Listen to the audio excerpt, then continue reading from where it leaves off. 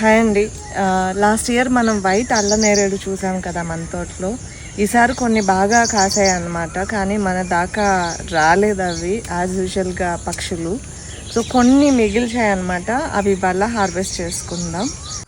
ఇవే అన్నమాట, ఇవి చూడండి బాగా పండి పక్షులు తినేసిన పండ్లు అన్నమాట ఇవి. సో ఇవి లోపల కూడా వైట్గానే ఉంటుంది, చాలా టేస్ట్ ఉంటుంది. అండ్ ఇవి పండిపోయిన నేరేడు అనమాట. ఇవి చాలా బాగా కాసాయి ఈసారి. కాకపోతే పక్షులు తినకుండా ఉండాలంటే ఏదైనా ఏర్పాటు చేయాలేమో. ఇదిగోండి కింద మొత్తం తినేసి కింద రాలిపోయిన కాయలు అనమాట, బోల్డన్ కాయలు. హార్వెస్ట్ చేసేసుకుందాం. ఇదిగోండి వైట్ లోపల ఇలా, అయ్యో వచ్చేసింది, లోపల ఇలా వైట్ ఉంటుంది అన్నమాట. టేస్ట్ చాలా స్వీట్ ఉంటుంది.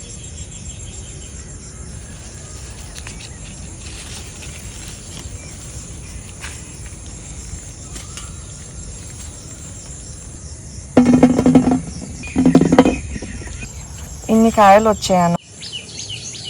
లోపల కూడా ఇట్లా వైట్ ఉంటుంది, అస్సలు వగరుండదు, చాలా స్వీట్ ఉంటుంది.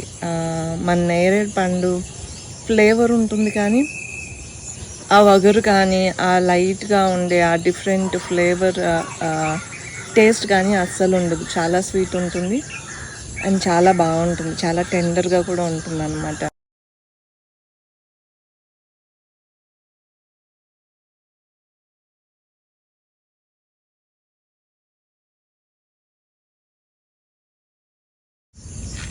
టమాటా పళ్ళు కూడా హార్వెస్ట్ చేసేసుకుందాం. ఇక్కడే ఉన్నాయి పండ్ల పని.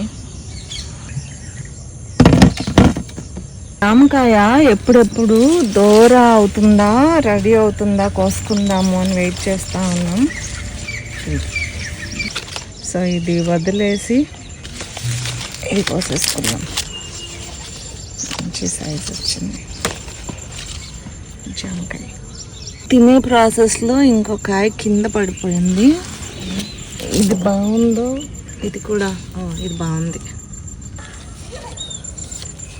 ఇది కూడా కోసేసుకుందాం. ఎప్పుడు మనం వెజిటబుల్స్ హార్వెస్ట్ చేసుకుంటాం కదా, ఇవాళ పండ్లు హార్వెస్ట్ చేస్తాను. ఫ్రూట్స్ హార్వెస్ట్ చేస్తాను, నేరేడు పళ్ళు, జామ పళ్ళు, టమాటా పళ్ళు కూడా. సో ఇది ఇవాళ హార్వెస్ట్. Thank you.